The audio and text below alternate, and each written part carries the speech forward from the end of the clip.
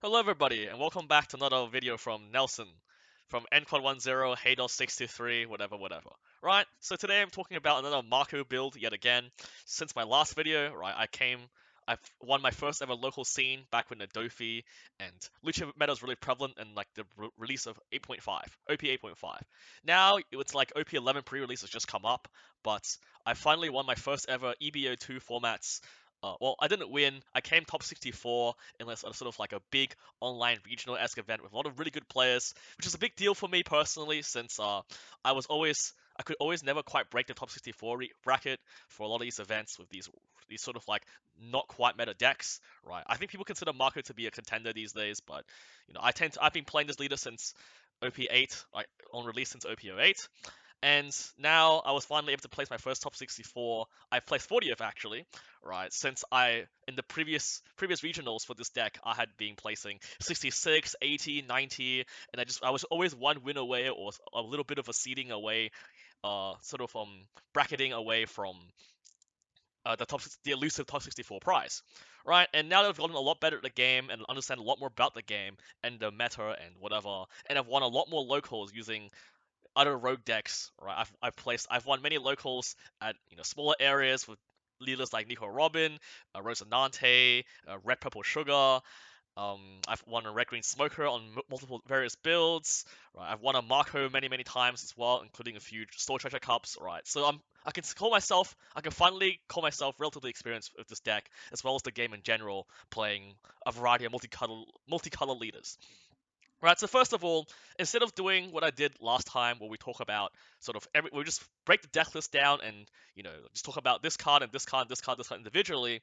I've sort of broken up this video and my deck list in packages, right? So I'm a firm believer now that, well, I mentioned in the last video, but I'm now an even more firm believer now that this leader it's really hard to sort of archetype or type lock this leader, right? So it is a Whitebeard Pirates leader, and a lot of people want to run like a Whitebeard Pirates build. Why wouldn't you, right?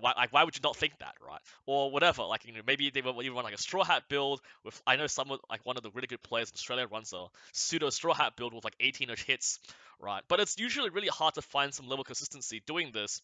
Not to mention the Whitebeard package specifically is just a bit it's a little donkey doo-doo, let's just say, right? Like the only really good cards is like the 7-cost Newgate, which we'll talk a lot about here. 7-cost Newgate, and debatably, if you're maybe the Rush Aces, the 7-cost, 5-cost Rush Aces, and to be honest, that's really it. Like I don't think there's really many other good Whitebeard Pirate cards that are on the same level or better than the existing card pool they can pick from red and purple. Oh, sorry, red and blue. Right. This leader is has become more of a sort of sandboxy removal type leader using the best red and blue cards. Right, so first we'll talk about some packages, and you can see my webcam doesn't quite reach the bottom yet, so we'll talk about these bottom cards a bit later with the other packages. But first, we're going to go through the main game plan and what you're expecting to see in EB02, and what I expect to sort of change the deck list into coming up into um, OP11. Right, so first of all, we have the famous animal package, right? I don't know who came up with this very first, but it's the animal package idea has sort of been trending around the whole Marco sphere, the whole sort of red blue space as well. Like I've seen the OP04 of Nefertari Vivi leader run this exact package actually, right? Because there's just so much value, right? If you've ever played Marco since OP08, 8.5, one of the common problems you'll face when you run cards like 5-cost Marco or 4-cost Marco Blocker was that you would have like 0 cards in hand, right? When you play, like, you would always be playing the game on like 2-3 cards in hand because you have to counter to avoid dying. And as a result, it's very hard to sort of top deck the card you want for the next turn, like even with your leader ability. It's really hard to top deck the next card you want. So having sort of a healthy hand size and card advantage is just so important. Not just like in general, of course, but on this leader especially.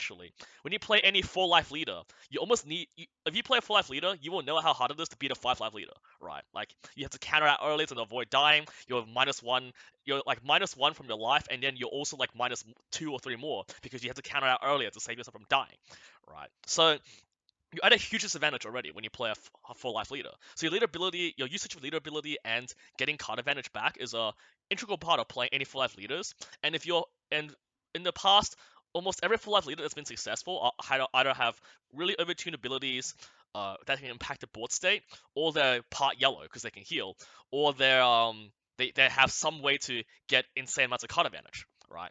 And this is sort of no exception. So let's just start talking about. I'm sure many content creators that I follow and people I know have rambled about full life leaders being weak, right? Shoutouts to Vivi Theory and all that stuff. So without further ado, let's actually get started. So, animal package, right? We all know this card, this famous card that zero decks run, right? 20 chopper, 5 cost, and it plays out an animal from the top 5 cards of your deck, right? So the entire package here is you want to run. This card is so important that I was considering running 3. I was considering running 3 of this because sometimes it breaks in your hand later down in a game. But to be honest, the amount of value this card generates is so insane that I do think that it doesn't like a 4 of was necessary in this meta. Now, moving forwards to OP11, this card is not as useful, I would argue, because the main devil, the main policeman, fun police of the set is Snake Man, Blue Purple Luffy, and swinging five at this leader does nothing, right? There's all these 6k leaders, these 6k and pseudo 6k leaders like GP Luffy, BP Luffy, right, and whatever else you got. So I do think this card we might stop running the ammo package, or it might just not be very useful. I predict. So I will be trying the mainstream build after like in OP11, but for the EB02 in past, I do think that ammo package would generate so much value. And here's the thing, right? So obviously, you always want to see this in conjunction with this, right? This is just the best 2 hits, the blocker, right? So when you play this, it plays this out sideways, and then they have to basically attack into this, or else this becomes a blocker for future turns, right? You've now generated a card from your deck instead of playing it from your hand, right? Playing it from your deck is so strong, and that's why that's why Doflamingo and Zero were so powerful, these animal builds and 7 Warlords builds, because they're always flopping a card from their deck. They're never losing cards from their hand to be playing these, sort of low value cards, or relatively high value cards, right? So this is obviously the main package. Everyone understands that this shits out this, right, from your deck. And the beauty about this leader is like you can always set this card to be a top, so it can never whiff if you have this in your hand and this in your hand, right? But if you miss this, right, the better part, the other reason that this works so well in the red blue format is this Richie Blocker, right? Everyone's seen this before, but this Richie Blocker is not only is it a 2 cost, which works with the second package Ivankov we will talk about later, but it is also just right. It's just a vanilla 2 cost 2k blocker, right? That can be cheated out from this. The thing is, when you if you have to set this as your top card, like you generally should, but also if you can't find this, right, you can occasionally find this in your deck just randomly. The thing is, having just these 8 hits in your deck, you already have a relatively decent probability of hitting one of these 8 cards in the top 5 of your deck, right? Your deck will only have around, your deck will have 40-ish cards, 38-ish, 35-ish cards when you play this out early, right? And if as long as these cards aren't stuck in your life randomly and it's not in your hand, right? It's not already in your hand because you can put it in your top deck, right? If you don't see these 8 hits in your hand, there's a somewhat decent chance, above, I haven't checked the odds, right? I haven't checked a calculator. It's above 70% odds, 60-70% odds that you'll find one of these in your top 5 if it's not in your life or in your hand already. Right, and if you get this out, it's a bit crappy, especially if they already have some chump searcher on the field. That's when you're really sad about this coming out. But if they have no searchers yet or anything like that, and you play this with this is still doing its job because it absorbs an attack, right? The leader has to swing into this, or something has to attack this. Some rush card has to attack this, so then it doesn't become a blocker later for them to have to deal with, right? And if they attack your leader when you've played this, when you play Chopper into a Richie Blocker and you attack the leader, this will set up next turn to get the value of a blocker, and then you're actually getting more cards in your hand, right? Again, the whole card advantage thing. And then it's going to re-swing to hopefully get out another blocker, and then they have to deal with Ascending Blocker and a Rested Blocker, etc. Right, but we all know what this does, but more importantly, this even synergizes with the second package, which we'll talk about a little later. Right, the next thing we're running is the 2k, the Super Spot build Duck Troops. Right, this card, I have some mixed feelings with this card. I didn't run this card initially. I thought the 8 hits was enough, but sometimes even with 8 cards, if you don't see it in your hands and you miss this ability twice in a row, if you're versing an aggro deck, it can feel really awful. In fact, I did my last online regionals before this. I literally whiffed this twice against a Zoro player, and I just auto lost the game because I just didn't have anything to sort of block her up, right? And I don't have enough Don to play 2 blockers in a row. And I just died. I just lost the game on my 7 Don, 8 Don turn, right? So you really do need this package against rush aggro, purple red decks, and missing it can be really tough. So when you played this out, this is a counter in your hand most of the time. But if this is your only option to flop out, like one you just got to do it because you have to do it. But also there's a good chance your opponent might still attack into this because this lets you return this 2k counter back to your hand if you attack with this card, and you can just whiff the attack sometimes, right? When you're versing like an aggro deck or a very slow deck like Enel and Bonnie, right? You actually don't care that your leader is like 1k 0k power from the effect of the duck bills, because it just like you just don't need to swing that turn, right? There's no value. Like this is also really excellent into like the body matchup or any sort of matchup that uses the resting searches, right? Because when you cheat this out randomly, like for example, you don't really need to attack it with your leader. You just attack with this, and then the body player will rest your leader or something, right? But your leader's already like negative 1k, and then this goes back to your hand just to get counter, so you have more counter future in the game, right? Very good for slow matchups, and it's still like not terrible into fast aggro matchups because, well, sometimes they'll swing into it and then you'll absorb one swing. Sometimes you'll get it back into 2k counter because you don't need to swing your leader, right? So it's not the worst option. But I don't love this card because there's a lot of 2k counter options in this deck, in this pool that I can pick from that I like much more than this card. But it is a necessary hit from this chopper, so I do think it was maybe 2 of was a good inclusion. The last thing in this package is Shut Up and Come With Us. Right, this is pretty well known in the Zero space, the Zero sphere, for being one of the most overpowered events in the game. Right, and I used to run less than 4, but after playing for a while, this is like your most important out in a lot of matchups, right? Again, in the EB02 and before meta, right, there was a lot of, red players, a lot of purple players. Even when red and purple weren't like, by the way, I don't consider Shanks to be a red deck, just so we're clear. I'm talking about like Zoro, red purple Luffy, P Luffy, right? All those sort of, and whatever like random SC21 Luffy.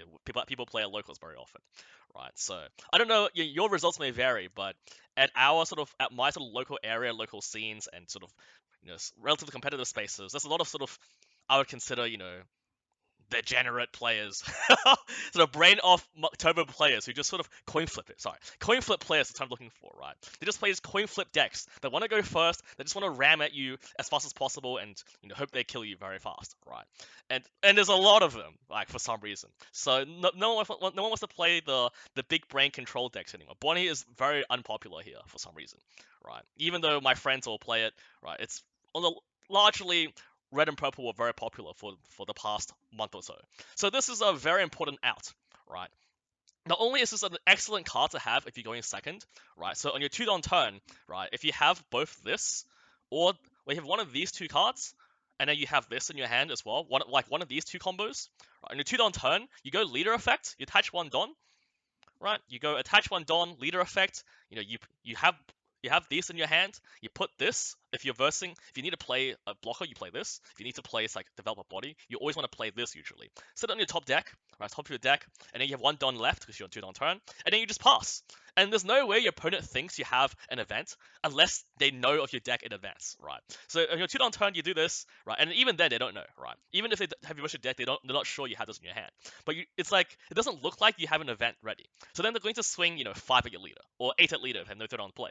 And then you go, oh, we'll play rest 1 for Shut Up and Come With Us. You play this out on your 2-don turn on defense. And then when your 4-don turn, you now have an insane play where you can swing with this, that's already on the board, cheat out a blocker, and then you can play another 3 cost like this, Ivankov, or another chopper, and then you have 4 bodies on the board on your 4-don turn, and your opponent is just completely screwed from there. Like it's like game over for them if they can't deal with the 4 rested bodies on the board, right? So this card is insane.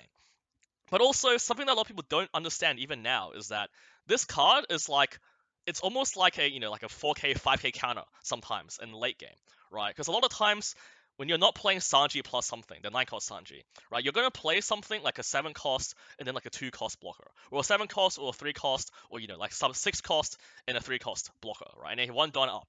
And then you want to have this or you want to have some way to set your top card, or if you don't, then you just have to luck into it, right? But your 1 don that you have on defense, when you play this in the late game, is like, this is like your main out, right? Sometimes you have no way to survive them, or they can rest on your blocker.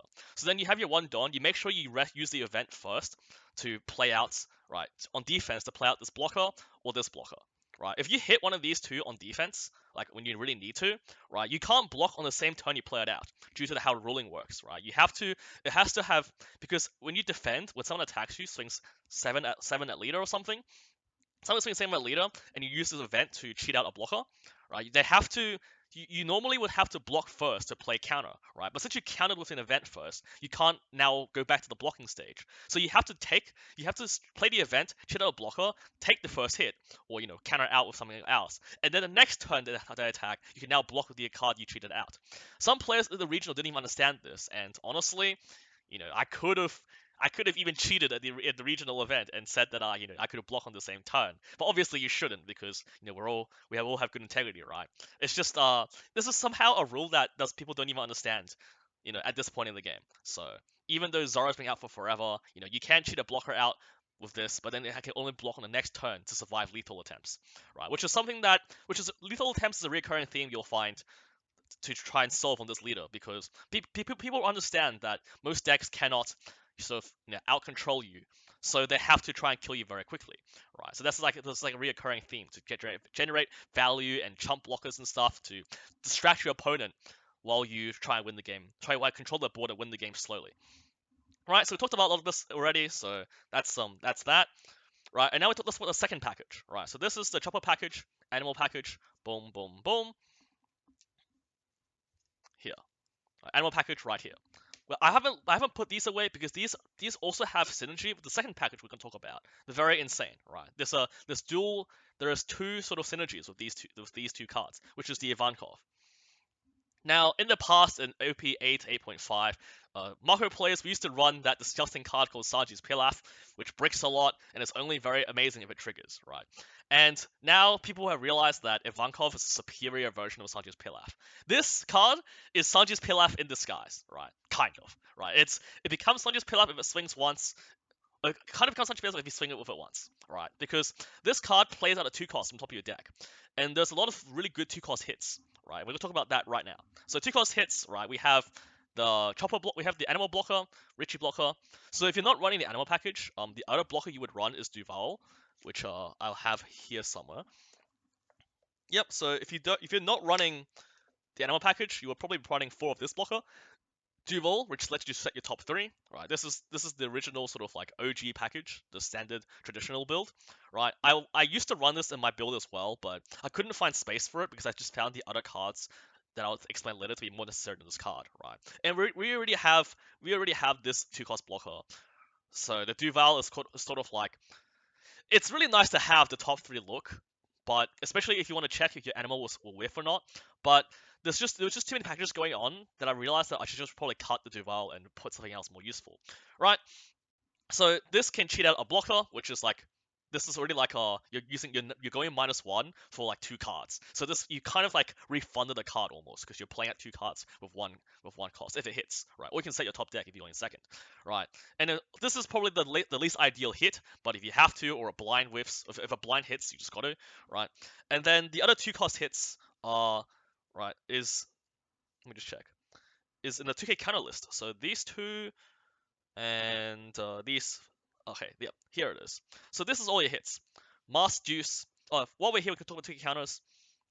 Right, all the 2K counters are in this list, in this little package here. Right, so we have 2 Otama. This used to be a 4 of, but I found as I played more and more that I rarely ever played this card out, actually, because you just didn't need this much power reduction. Most of the bodies that are relevant are seen to 6K, 7K, 8K, and like, I only ever played Otama out if I had to kill like a 9-cost Zoro, because they just played it to coin flip it, and I don't have the necessary removal in my hand, right? Then if you verse Otama Zoro, then it's like Otama plus 7-cost Newgate. But besides that, I haven't played this card out like almost ever. It's just such a rare niche use case, actually. It's almost always a 2K counter. But however, I found that all these other 2K counters I'm playing out almost all the time, right? So you've really got the super spot build duck troops as the 2K counter hits from the animal package and the Ivankov package, although you ideally don't want to summon this if you can avoid it, right? But so the main hits is these 4 blockers, chump blockers, and then these other 8 hits, right? So let's talk about Mask Deuce first. People have been seeing this card come up, and this card had some resurgence, right? This is the alt art, by the way, right? So this card saw some resurgence in play when some Japanese lists started running it, and I used to not be a big believer, but after playing it for a bit longer, I found this card. I almost always wanted to play it out very frequently, right? Actually, right? if I ever had a turn that I could play this, like like guaranteed, or if it blind flips, I'm very happy actually. Very happy when this blind flips because because like there's so often your opponents like 3 to 5 down turns. If they're playing like an aggro list or something, or even not playing an aggro list, they're playing like a slower list, right? They're usually gonna play some sort of like 3 cost 4K, some 2 cost 3K, some 3-4-1-2, something like something that's below 4K power, some utility card that maybe it's a Resonante blocker, maybe it's a blocker, maybe it's a chump blocker, maybe it's a searcher, maybe it's a whatever, right? But you want to remove it, right? Nicky Robin blockers, 3 cost Zoro Jiro, all those things, right? And if this flips, your next turn, you can now remove that body guaranteed. And so now that we're not in like this Lucci meta, this sort of like high removal meta where they can remove a 2 cost easily, even against Blackbeard, right? They have to commit resources to kill this, right? To kill this thing. And then if they're killing this, they're not killing this. But you want to have this in your board anyway. This is still more important to have on the board, but this Mask Juice threatens them very much. They can't play like a Trump blocker for free. They can't play any sort of like utility piece, a 4K power utility piece, like at all, right? And I just found this to be my most frequently played card out of all my 2K counters. So this is an instant 4-off, right? And yeah, if they play and against like Zoro, which is one of your hardest matchups, I think, right? And in the sort of meta that we were in, one of the hardest matchups was Zoro, right? This card saved me very often because you can swing into like the rested body they played, and you can remove an active 4K with your leader ability, right? Very, very, very useful. Right, so that's the main good hit. The chump blocker is also the other main good hit because this is having a blocker is always useful because you're a full life leader, die fast. Right, then we're talking about these two. Right, this is Pudding, the one that bounces back to itself. This card is what makes um the Ivankov's ability like a Sanji's Pilaf, right? Because if you play Ivankov into Pudding, right? When this flops out on top of your deck because either you setting it there or it randomly hits, right? This goes back to your hand, which replaces the Ivankov you played out, right? And now you're sort of card neutral when you play this. And the next turn, if you don't remove this card, and then you swing with the 6 or less criteria in your hand, you get a card back, and now you actually have gone +1, right? You have drawn 2 cards by playing this card out, right? Which is what I mean by saying this is a Sanji's Pilaf in disguise, right? This card was what made it like that. The thing about this card is that since you're running the animal package, you don't really have as much space to fit this card in, and it really is only a useful card if it hits from Ivankov. It really has no other purpose besides being a 2K counter, right? It is still a 2K counter, right? But I saw some lists not even run this card, and they ran more Otamas or Super Spotted Duck build troops, right? And that's understandable. I just wanted to run 2 of this personally because I have the SP. Quite frankly. And also I do like when it hits from Ivankov. I just like to have multiple options, but I know some top players will tell me that you should cater your deck to do one thing better and not have it spread out to a variety of things. But that's for you to decide as when you play in your tournaments, your locals, right? When you're deck building yourselves. The last hit is Monet, right? Oh, one more thing about these two hits is that these two are both you can move 3 or 4 or you can run more of them if you're not running an animal package, because this is just these are just really, really solid cards in the whole Marco space, the whole Marco leader space, right?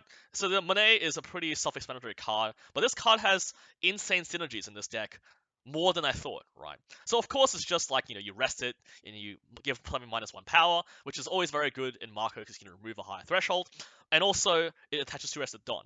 Two-Rested Dawn is more important than you think, because not only does it attach to your leader, which lets your leader ability on curve early, for example, it also attach to this blocker, right? So the chopper blocker, right? This combo has won me so many games, it is insane, right? Sometimes you play the chopper and it hits this thing, and then they don't remove it for some reason, or you took a counter out of a 5/4, right? So you play this early, they swing 5 of your leader at this, and you took a counter block. You took a counter out of it, so save the block for the future, right? Then you have this, and then sometime down the line, like this stays on the board for a while because you don't ever want to block with this unless you have to, right? And then you play a Monet down like I don't know 5-6 on turns, right? You can now use this and the 2 arrest attached on this card, which gives -1k from Monet, and then you can attack with Chopper 6 at leader or something, 6 at some rested body, to give another -3. So this is a -4k power. Right, this is so insane. And then this plus your leader ability is -6k power on 1 turn, distributed 3 different ways. Right, the synergy between these 2 cards is astronomical. I absolutely love it. I would run more Monets if I could if I could sort of go back in time a little bit. But so at the same time, Monet sometimes is just it's a lot of times it's just a card you want to bottom deck ASAP because it does not too useful. But Monet also helps you with higher cost removals if you have it pre-played and it never gets rested, it never gets dealt with. Right? This is a card where if it never gets dealt with, it can spell impending doom for your opponent. Right? So very much love this card and definitely run more of this card or prioritize it better in OP11 for sure. Right? And that's all the 2K counters we talked about. So now we can move on to the high-end package. Right, so here, this is the package. This is the reason why we play Marco. Right, this is all the cards. We have the 2 9 card Sanjis. We have the 4 7-cost white Newgates, which is just the best card in this deck. We have 3 Rayleighs, right? Maybe even 4. I might argue. Talk more about that later. And then I'm running 2 7-cost aces. Right. So first of all, this 7-cost Newgate. This is the MVP of the deck. You want to see this card every single game without fail, with aggro decks versus control decks versus anything. You want to the more of this you see, the better. You just want to see 3 in your starting hand too early. You just start bottom decking 1. You start bottom decking this card if you see too many of it in your hand, right? But otherwise, right, this is the MVP of the show, and right, we talked about Monet already, but this conjunction with this can do a lot of damage, right? Because a lot of times in this current meta, there's a lot of purple players, right? A lot of degenerate purple coin flip players, and they want to play 2 4/6s or a 5/6 4/6, right? Luffy Taro Sangoro into Zoro Jiro. Everyone knows that. Everyone knows that super combo 1/4 7+5 already, right? So they might attack you with the Zoro Jiro, the 4/6 Zoro Jiro, and then they'll play another sort of 4/6 or another 5/6, right? A 5.6k. And it's going to be standing. So if you have a pre-placed Monet on the board from Ivankov or something, you can actually remove both bodies, right, on your 7 Don turn. Like on your 7 Don turn, like on your 8 Don's a bit different, but on your 7 Don specific turn, 7 to 8 Don turns, if you have a pre-placed Monet and a Newgate, and a Newgate in your hand, you play the Newgate for 7, you attach the rested Don to your leader, alright, and then you tap Monet that you pre-placed earlier to attach 2 more rested Dons to your leader, right? And then you give -1 to the active 4/6, right? To the one you can't swing at. So there's like a 4/6 here, right? There's like a 4/6 body there. Oh, I can't really demonstrate this very easily. Yeah, let's just say that there's like a enemy body 4/6 here, 1 rested, 1 active. Right? Let's say this is both Zoro Juros, right? And you have a pre-placed Monet, and then you have this in your hand. You play this, you attach 1 rested to your leader, right? And then you rest the Monet to attach 2 more to your leader and give -1 to the active 4/6. Let's say this is an ace, right? So then you can now rest the Newgate to KO the active 4/6, right? Because this is now 5k. This dies, now they have a rested body. Now you can leader ability, do whatever you need, place 1 card at the top or bottom, and then you can give this -2, right? And now you are swinging 8. Your leader has 3 on attach, 8 at 4k. It is so hard for them to save this player body, and if they do, they're going to go at least -3 in their hand, which is like not ideal, right? So what's the time to let it go? And then you've now removed 2 bodies with like playing 1 card, and this is like game winning for you, right? The opponent is very hard to recover from this position, and then they have to spend the entire next turn trying to remove this card and this card. If they overcommit to removing this, and you have Rayleigh in hand, the game's over for them. So that's that, right? A bit of rambling there, but Newgate by far the MVP of the show. You always want to see this card. There's a thing that I talk about when I explain how to play Marco to my friends. It's like you just always want to have a 3 and 7 Don turn, right? The 3 Don play is the Ivankov package and the Chopper package. You always want to see it, and you always want your starting hand. You always want mulligan for 3 and 7, right? 3 7 3 7 3 7, right? 3 7, right? 3 is the one of the block. You want to see the chopper blocker. You want to see the chopper attacker, not the blocker. But if you have the blocker, then what can you do? And then you want to see Ivankov in the slower matchups or matchups where you don't need to sort of shit up blockers on repeat. And then you want to see this in your hand all the time, at least one of. Right, 7 Don turn is almost always this, unless you don't have it, right? And then which case I have the 7-cost aces.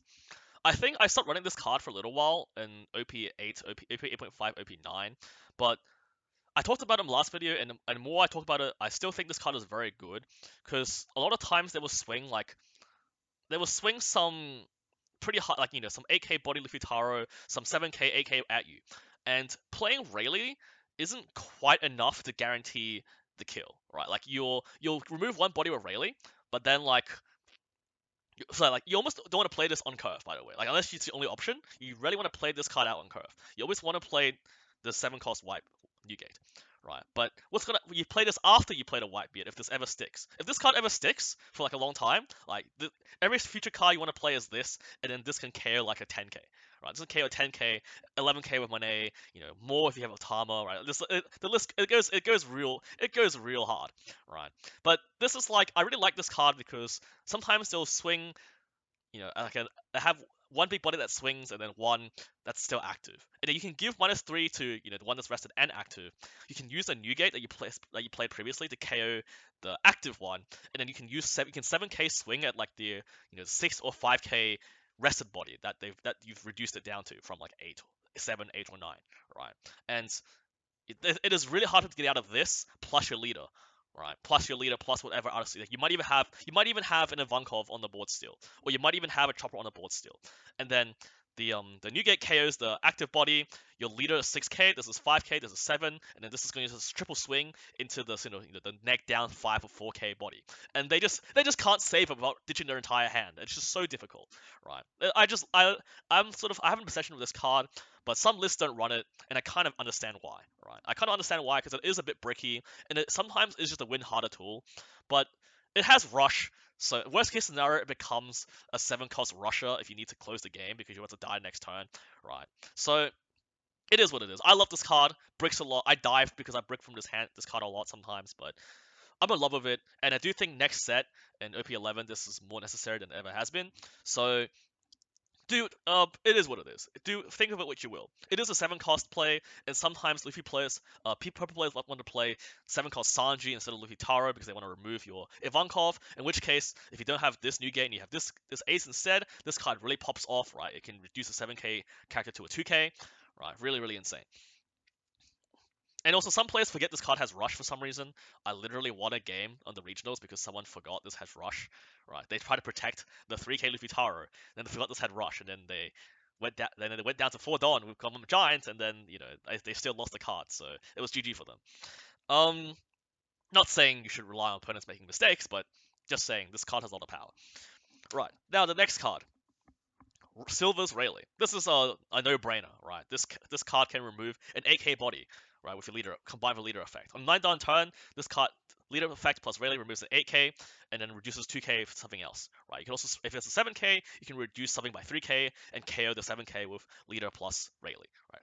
Like it's like leader ability plus Rayleigh's -2 to KO the 3k. They can give a -3 to something else that's active or that's something that's like to make something useless, right? By far MVP of the show, and I do find that against an EB02, the GP Luffy, there are a lot of times where I'm debating between playing either of these in my hand, right? The 7-cost ace or 8-cost Rayleigh. And if you don't need to like guarantee remove something, like because this ace can swing, right? The Rayleigh can't swing. The ace is also 1k more removal, 1k more power reduction, but it also doesn't stick to the next turn. But you usually are using Rayleigh and ace for the same purposes to hard remove something by power, right? And the thing is, I found that if you're ever asking yourself if Rayleigh or Ace is the better play, 9 times out of 10, Rayleigh is the better play because Rayleigh will be active, but Ace will be most likely be rested because you're swinging at the leader or the body that the 3k 4k body that they're playing, right? With Rayleigh, you might not guarantee the kill on like the 4k body that you've reduced it down to, but at least it's 4k on the next turn, so that they're probably not going to swing at it very usefully, right? Unless you're actually gonna die, right? Then you should probably play this. But most of the time, Rayleigh is the better play. And the other reason is that Electrical Luna is now a very meta card.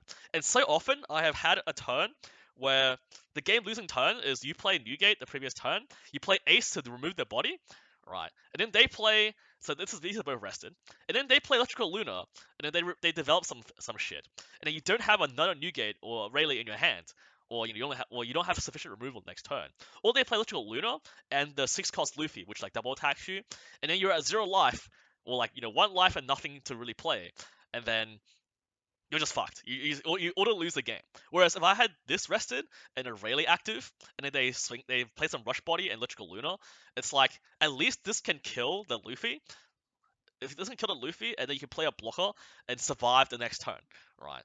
It's like this. It's just the Rayleigh is just usually safer because it doesn't tap itself to remove something, whereas the Ace does tap itself but has Rush, right? So do be careful about that sort of scenario, but I do think Rayleigh is, of course, the MVP, right?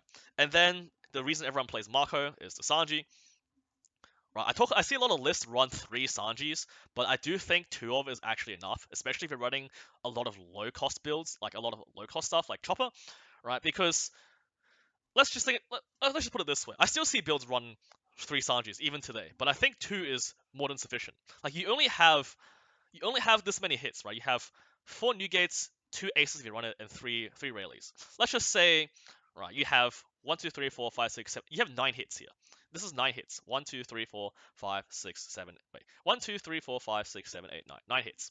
Right. One of the Newgates you will be playing earlier. So it's like 8ish hits. Right. You'll probably be playing, if you're going first, you're gonna be playing this on curve into this. Right. So you're already playing 2 of these hits. So the chances of you playing Sanji plus something else more than once from this position is like so incredibly high roll and rare. And most of the time, playing a Sanji a single time is enough to win the game, right? So just seeing one of your 2 Sanjis is usually enough. It is a bit unlucky if your Sanjis or Rayleighs get bottom decked by your Chopper if you're running that build, but that's a risk you just gotta take, right? That's just unfortunate. Everyone, bottom decks the win cons when they search over stuff. That just happens. That's just a One Piece game, right? But I just find seeing one Sanji is more often than not enough, right? So and that's pretty much my justification for why I'm only running 2. Sometimes I almost wonder if I should only run 1, because a lot of times, even a 10 Don turn, it's like, I want to attach 1 to my leader, and then I want to play out Rayleigh, and I want to set a 1 Don defensively for the Shut Up and Come With Us event, right, for this guy. I want to play Rayleigh plus leader ability plus this. Right, and then I have no time to play Sanji because I just can't risk dying to a rush card from the opponent's hand, right? And this is like what pseudo guarantees me to not die, but it does guarantee me not die if I can set the top card as a blocker, right? So it's like this is my turn instead of these two, right? So sometimes I debate if I even need Sanji at all or just one of Sanji, but because Sanji is just too good in the slower matchups like Bonnie, Enel, especially because Enel is making a bit of a resurgence in the meta. It's due to that stupid 10 cost NL card, right? At least a lot of people in Australia love to play. People in Australia love yellow for some reason. People just love to, play 10 cost bodies, 9 cost bodies on repeat. I mean, this deck kind of does too, but people just love to play yellow and, not think at all and win the game. That's just, people in Australia are lazy, right? So, right, because yellow was making a resurgence, my meta read was like, this would be yellow players, so I played this. I put in 2 of this, right? I didn't cut it off entirely. Right, so that's my top end package. So you have a decent amount of bricks, 3, 4, 5, 6, 7, 8, 9, 10. This is 11 bricks, necessary bricks that you just have to sort of run. Right, and we're not considering bricks from the chopper and this. Although I don't consider these 2 bricks because you're almost always playing them out ASAP. Right, and then lastly, our last package. Right, we talked a lot about it already, but we have our last package, which is tech cards that complement your set. Right, I only have space for 7 tech cards. Right, okay, so first, let's talk about Red Roc. Right. Gravity Blade isn't as necessary these days, I find, because for seven Don, you're better off playing the Newgate. Right, the Newgate or Rayleigh for 1 more Don can do 2 things. Right. Red Roc is the really necessary, I found. Like maybe I'm not smart enough at the game or something, but I know some lists only run 1 or even 0 Red Rocs. But I think this card is too necessary in almost any blue deck. Like not just Marco, but any partial blue or full blue deck needs to have 2 of this in this meta, because Blackbeard and Shanks are too prevalent. Right, every sort of like dodgy, non-dodgy, competitive, non-competitive locals I go to has 3 to 5 Shanks players, and maybe 1 Blackbeard player, right? And you just need to have this card to beat them sometimes, especially if you're going first versus Shanks, right? Because they have to drop the 10 bomb, the 10 cost rush Shanks, and if you can't remove it that turn, because even with leader ability plus 7 cost ace, you can only get it down to 7k, and with the leader effect, it's an 8k for 1 turn. But they will counter out of the 10 cost Shanks, like guaranteed. Like it's just Shanks players always have infinite cards because they're playing Shanks, right? So you have to be able to remove that 10 cost with this card, right? You're playing this card plus Chopper or Ivankov plus leader ability to sort of stabilize the game from there, right? I don't like the game is just so unplayable if you can't remove the 10 cost, like on repeat. Well, you only need to remove it once usually, because if you play this as a Chopper, next turn you can try for a lethal usually at that point in the game, right? If they play another 10 bomb, right? So this card is just super necessary in those matchups. And you will usually come across one of this in your hands, right? Even when you don't want it, right? Throughout the course of the game. So it's not it also gives you some protection against aggro if it's in your life. So I just think this is too necessary to have 2 of. Some lists run 1 or none, but I think you should have in every part of blue deck from now moving forwards, especially if Shanks and Blackbeard stay in the meta. Like the other thing is Rush Ace. Well, a lot of lists I see my friends run, the other good Marco players locally run, don't play this card anymore. But I don't even play because of the rush aspect. Like I do like the rush aspect of it, but I just find this card to be necessary versus like Blackbeard and Lucci, because like people like people love black and yellow over here in Australia. Right? People like my meta read was that even though GP Luffy is going to be the hot shit, right, in like the recent times and whatever, like GP Luffy and purple and red is the hot shit, right? People love yellow and black, and people always find a way to make Lucci work. People always find a way to make Enel work. These are just two never dying leaders, right? So this card is just very useful against removal in general, right? Like you literally can't be removed, and it has rush into black. So like I won my Blackbeard game in the regionals with like the one Blackbeard I versed with this card because they just couldn't deal with it the entire game. They had to freeze it with their 10 cost Blackbeard, or they had to like try and swing over it with Burgess, right? Like 10k Burgess, which cost them the game basically, right? So very useful card, and it's also pretty useful on your 5 and 6 Don turns if you want to swing at something at the board, right? Typically don't want to swing at the life because Marco isn't really an aggro leader, let's be honest. You don't really have the resources to be an aggro leader, right? You can't, even if you build it that way, right? So this is, a lot of times, in most matchups, I find 85% of matchups I'm bottom decking this card or using it as counter, but against black and occasional yellow, I'm just playing this card out for a body, right? It's also just a general rush at the board. If you next something with leader at 6 on turn, swing 6 at 4, and swing 6 at 4 again, it's usually an okay play.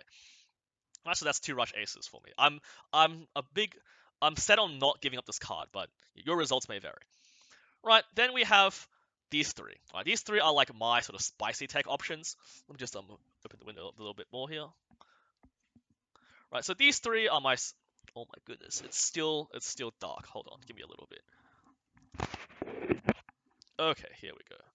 Oh my god, so much. Yes, these three are my spicy tech options. Right, so let's go over Nefertari Vivi.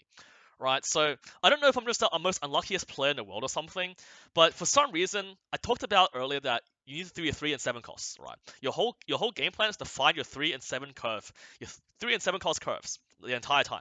And sometimes I just don't have a 3 and 7 cost. I just have a 3 cost to play early in the game.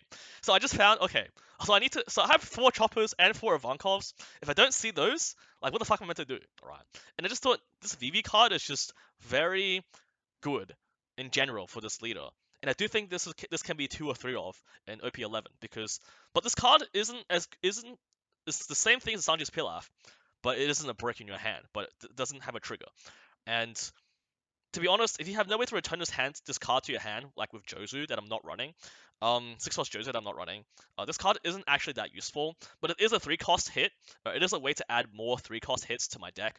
So I just ran a 1-off to sort of test it out, right? I did play it once or twice, and sometimes later in the game, when you just need cards in hand because you've been countering out to not die, this card has been pretty useful. Playing Vivi into Red Roc, right? And then like swinging 6 at leader is like not a terrible play if you just need to survive that turn. Right, still, I would drop this in this version of the build for something more useful, right? Maybe some more counter, maybe some more removal, but I just wanted to play around with this. Next is Pudding, right? The top Marco player in Australia convinced me to not run Pudding in my deck, but after playtesting some more, I decided to run it again because this card does do a lot. And again, I made a meta read that yellow was making a resurgence, right? I didn't actually verse Enel in the last regional, but I played it like 3 times. In Store Treasure Cups and in like locals, right? And I won against I have not lost to Enel since OP07, right? Since release OP07, I have not lost a single game in a local or competitive match against Enel since OP07 because I've just always been playing Marco or some deck that beats it, right? Playing Marco, Boa, whatever, right? And Pudding is just a game winner against yellow. Against those sort of stalling decks, against Bonnie, against Enel, against slower decks, right? But it's also very good into purple, right?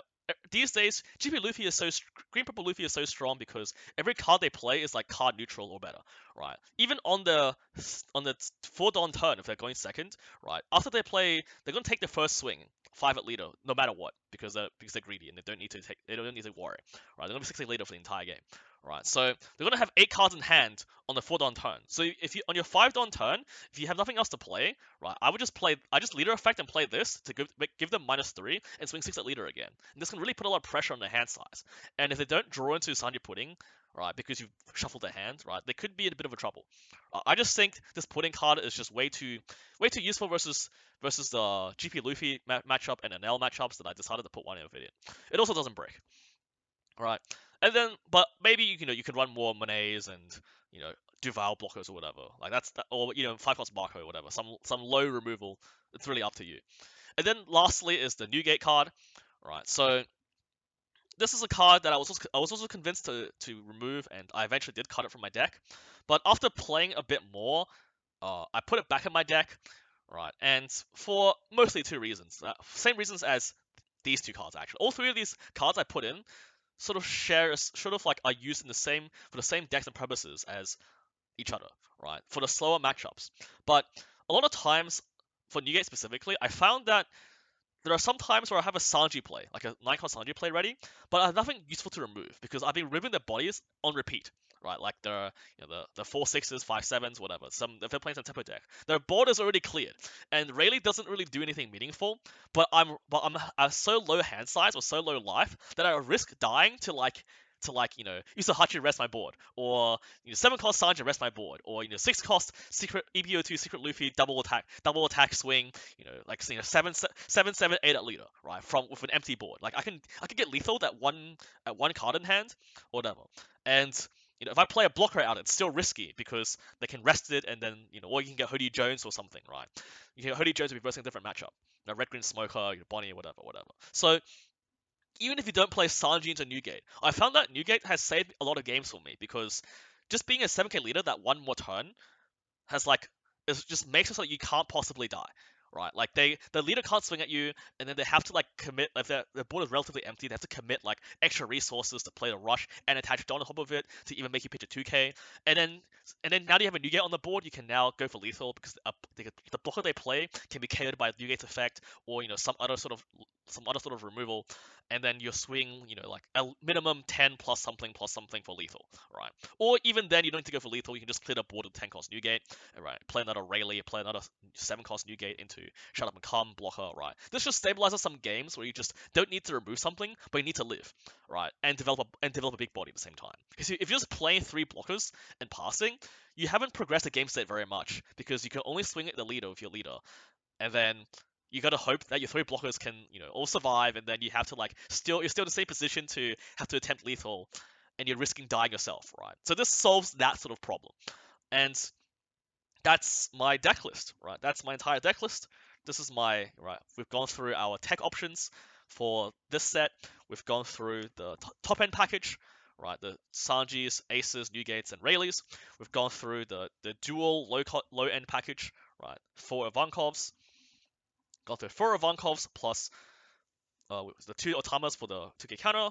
The 4 Ivankovs into 4 Master Deuces, 2 Monets, 4 chump blockers, 2 of the duck build troops, and then we've gone through the chump blockers plus duck build troops in the entire the 20 card annual package here with Shut Up and Come, Chopper blocker, and the pudding is also part of the Ivankov package.